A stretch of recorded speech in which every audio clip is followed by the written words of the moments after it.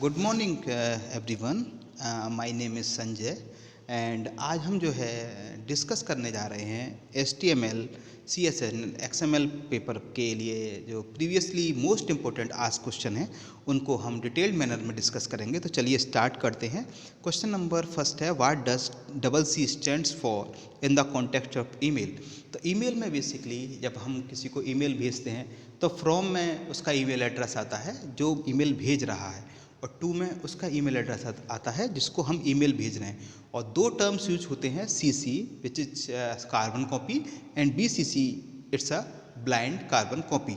तो इसमें पूछा गया है CCC स्टैंड्स फॉर, तो इसका सही आंसर होगा ऑप्शन ए जो कि है कार्बन कॉपी। क्वेश्चन चलिए बढ़ते हैं क्वेश्चन नंबर सेकंड की तरफ।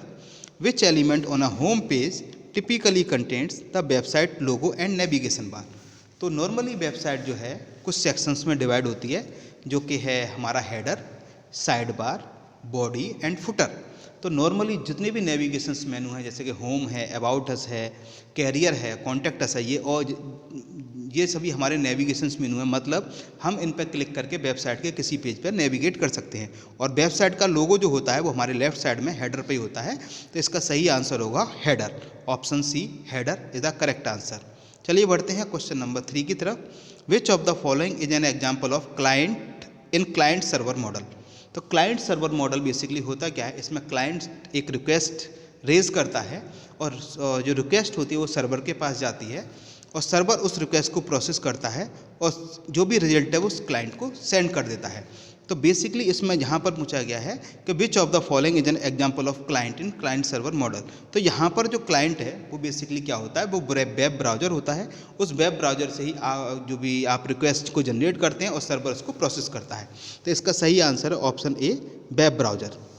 चलिए बढ़ते हैं क्वेश्चन नंबर 4 की तरफ। What is ODBC।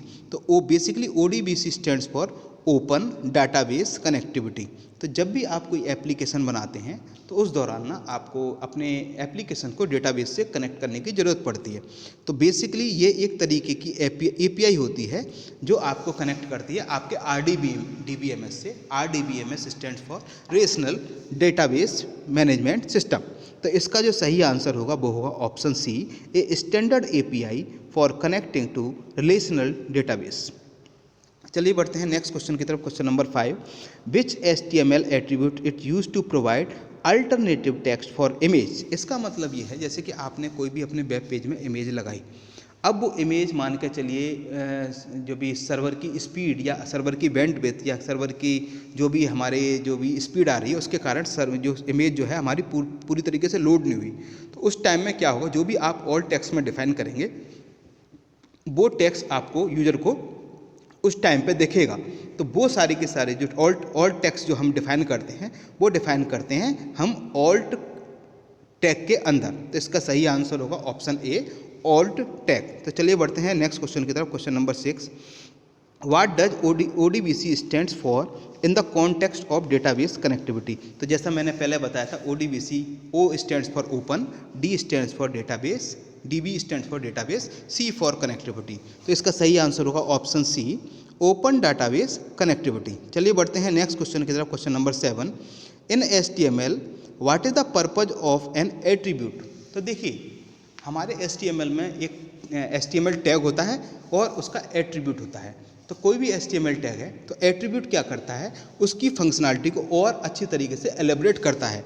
तो इसका जो सही आंसर होगा वो होगा option B, to provide additional information about an HTML element या एलिमेंट। तो इसका सही आंसर होगा option B, to provide additional information about an element. चलिए बढ़ते हैं नेक्स्ट क्वेश्चन की तरफ। Question number 8, which HTML element is used to display a numbered or bullet list of items।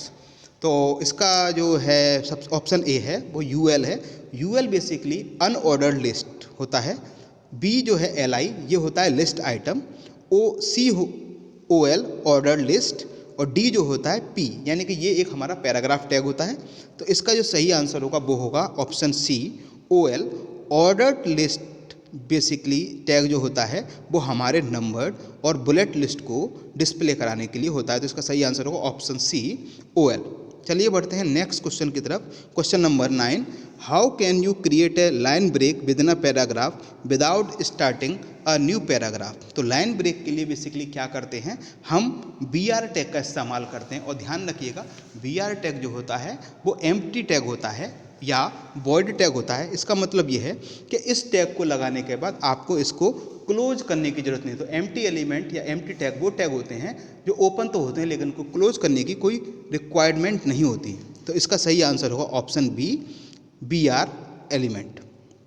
चलिए बढ़ते हैं नेक्स्ट क्वेश्चन की तरफ। Question number 10, what does the HTML target attribute specify when used in A hyperlink. तो basically इसमें पूछा गया है कि टारगेट एट्रीब्यूट का क्या काम है। ठीक है, तो पहला ऑप्शन है the title of the linked page, option B the size of the linked page, option C the name of the browser tab और window where the linked page will open, option D the background colour of the link text. तो इसका मतलब target attribute का ये मतलब है कि target attribute में बेसिकली जो भी आप डिफाइन करते हैं तो वो ये स्पेसिफाई करता है कि जो भी आपने हाइपर लिंक डॉक्यूमेंट को इसमें अटैच किया है वो लिंक एक्चुअली में कहाँ पर ओपन होगा। तो इसका सही आंसर होगा the name of the browser tab और window where the link page will open. तो इसका सही आंसर होगा ऑप्शन सी। चलिए बढ़ते हैं नेक्स्ट क्वेश्चन की तरफ। Question number 11, which HTML attribute is used to apply inline style directly to an HTML element। तो देखिए तीन तरीके की हमारी स्टाइल होती है, वो होती है इनलाइन, एक होती है इंटरनल और एक होती है एक्सटर्नल। तो इनलाइन स्टाइल शीट बेसिकली किसी भी पर्टिकुलर HTML एलिमेंट पे पर्टिकुलरली अप्लाई करी जाती है। तो इसके लिए जो होता है हमारा एट्रीब्यूट, स्टाइल एट्रीब्यूट, उस स्टाइल एट्रीब्यूट से स्टार्ट करके हम उसमें जो भी स्टाइलिंग करना चाहते हैं उस पर्टिकुलर HTML पे कर सकते हैं। तो इसका सही आंसर होगा ऑप्शन ए, स्टाइल एट्रीब्यूट। चलिए बढ़ते हैं नेक्स्ट क्वेश्चन की तरफ। Question number 12, which HTML tag is use to include external CSS style sheet in a web page. तो एक्सटर्नल स्टाइल शीट बेसिकली वो स्टाइल शीट होती है कि हमारा HTML जो डॉक्यूमेंट है वो हमारा अलग लिखा होता है और सारी की सारी स्टाइलिंग हमारी दूसरी फाइल में होती है। तो उस एक्सटर्नल स्टाइल शीट को हम अपने HTML पेज से लिंक करने के लिए हम एक टैग का इस्तेमाल करते हैं, वो होता है लिंक। और उसी लिंक HTML टैग के माध्यम से हम उस एक्सटर्नल स्टाइल शीट को अपने HTML पेज पे लिंक कर सकते हैं। तो इसका सही आंसर होगा option C, which is a link tag. चलिए बढ़ते हैं क्वेश्चन नंबर 13 की तरफ। Which HTML tag is use to create an horizontal line to separate content. तो दे बेसिकली जैसे कि नाम से स्पेसिफाई हो रहा है कि हॉरिजॉन्टल हमें लाइन बनानी है जो कि हमारे जो भी कंटेंट है उसको सेपरेट कर सके। तो इसका सही आंसर होगा ऑप्शन बी, जो होगा HR टैग। तो इसका सही आंसर है ऑप्शन बी, HR टैग। चलिए बढ़ते हैं नेक्स्ट क्वेश्चन की तरफ। Question number 14, how can you add comments to an HTML element. तो बेसिकली कमेंट्स हम HTML एलिमेंट में क्यों ऐड करते हैं कि जब भी हम कोई HTML फाइल पर काम कर रहे हैं तो हमें ये स्पेसिफाई करना है कि हमने इस पर्टिकुलर HTML फाइल में क्या किया, कि सपोज हमारे बाद अगर कोई उस फाइल को देखता है तो वो इजीली उसको समझ जाए कि हाँ पहले जो पर्सन काम करके गए हैं उन्होंने पर्टिकुलर इस जगह क्या क्या काम किया। तो हम उसमें क्या करते हैं, कमेंट में लिख देते हैं, जिससे क्या यूज़र को पता चल जाता है कि इस पर्टिकुलर लाइन ऑफ कोड में क्या बताया गया है। और जो भी हम कमेंट के अंदर लिखते हैं वो हमारा वेब पेज पर डिस्प्ले नहीं होता है। तो ये बेसिकली क्या होता है, ये हमें एक तरीके से हमारे नोट्स बनाने के लिए होता है हमारी HTML फाइल में। लेकिन इसका जो एक फॉर्मेट होता है वो होता है, उसका सही फॉर्मेट है जो लिखा हुआ है ऑप्शन ए में। हम इसमें टैग ओपन करेंगे और इस तरीके से इसको लिख देंगे। तो इसका जो ऑप्शन ए जो है इसका करेक्ट आंसर है। चलिए बढ़ते हैं नेक्स्ट क्वेश्चन की तरफ। Question number 15, in CSS what does the terms cascading refers to. तो इसका सही आंसर होगा वो होगा option C, overriding style based on the specificity and order. मतलब इसका ये मतलब है कि अगर मान के चलिए किसी भी एलिमेंट के लिए अगर डिफरेंट काइंड की स्टाइल अगर लिखी हुई हैं तो बेसिकली जो प्रीफरेंस जो मिलेगा वो मिलेगा उसके ऑर्डर बेसिस पे। तो इसका जो मतलब है कि CSS में जो है कैस्केडिंग स्टाइल शीट, उसकी फुल फॉर्म है CSS की कैस्केडिंग स्टाइल शीट। तो इसमें कैस्केडिंग का मतलब है overriding style based on the specificity and order, which is option C. तो option C is the right answer. चलिए बढ़ते हैं नेक्स्ट क्वेश्चन की तरफ। Question number 16, how can you open a hyperlink in a new browser window और tab when clicked. तो मैंने जैसे पहले बताया था कि हम किसी हाइपरलिंक डॉक्यूमेंट को जब हम अटैच करते हैं या लिंक करते हैं तो उस पर क्लिक करने के बाद वो डॉक्यूमेंट सेम उसमें खुलना चाहिए या नई विंडो में खुलना चाहिए। तो ये डिपेंड करता है हमारे टारगेट एट्रीब्यूट के ऊपर। तो अगर हम टारगेट इसको टू ब्लैंक करेंगे तो जो भी हमारा हाइपरलिंक डॉक्यूमेंट है वो हमारी न्यू ब्राउज़र विंडो या नए टैब में ओपन होगा जब हम उसको क्लिक करेंगे। तो इसका सही आंसर होगा option A, target equals to blank. तो चलिए बढ़ते हैं नेक्स्ट क्वेश्चन की तरफ। Question number 17, what is the purpose of an HTML mail to link. तो हमारे HTML में जो एक मेल टू करके लिंक होता है, मेल टू करके लिंक होता है, तो उसका एक्चुअली में पर्पज़ क्या है। तो उसका सही आंसर होगा option B, create a link that send an email when click. तो जब भी कोई ईमेल पर क्लिक करता है तो उसको ना एक लिंक भेजा जाता है। तो मेल टू का जो इस्तेमाल होता है वो इसके लिए होता है। तो इसका जो सही आंसर होगा वो होगा ऑप्शन बी।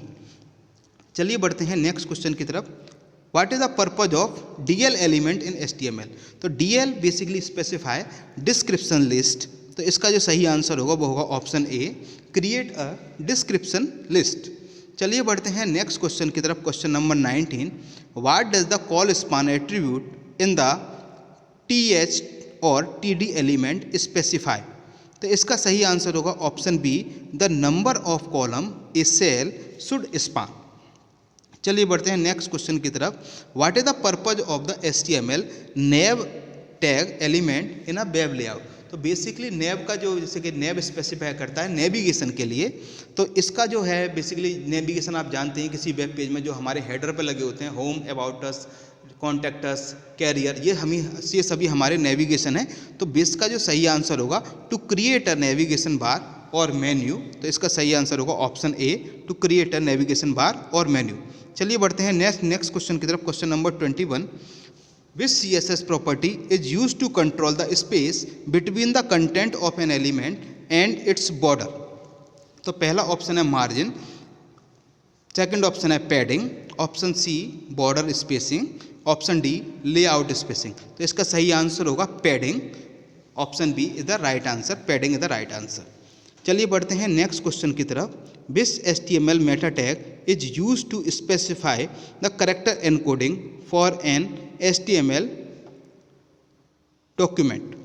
तो इसका पहला ऑप्शन है एनकोडिंग, बी है कैर सेट, सी है मेटा कैर सेट और डी है कैर सेट। तो जब भी हम HTML स्टार्ट करते हैं तो बेसिकली करेक्टर एनकोडिंग के लिए हमारे कुछ जो फॉर्मेट हैं वो हैं, जैसे कि UTF-8 है, UTF-16 है, UTF-32 है, UTF-128 है।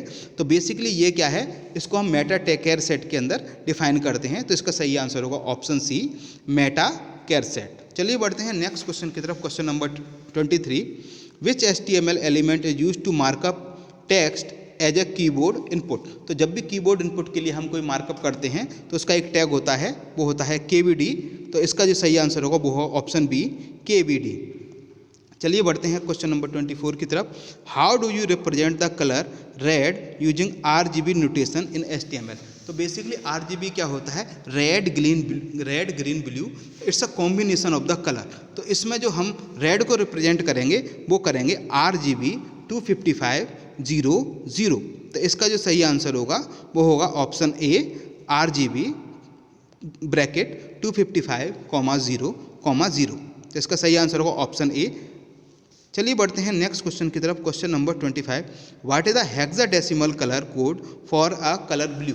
तो देखिए हर कलर का ना एक हेक्साडेसिमल वैल्यू होती है, ठीक है। कलर का नेम भी होता है, जैसे कलर ब्लू है, ग्रीन है, तो इनकी एक हेक्साडेसिमल वैल्यू है। तो इस क्वेश्चन में पूछा गया है कि ब्लू कलर का हेक्साडेसिमल कोड क्या होता है। तो इसका ब्लू कलर का हेक्साडेसिमल कोड होता है #0000FF।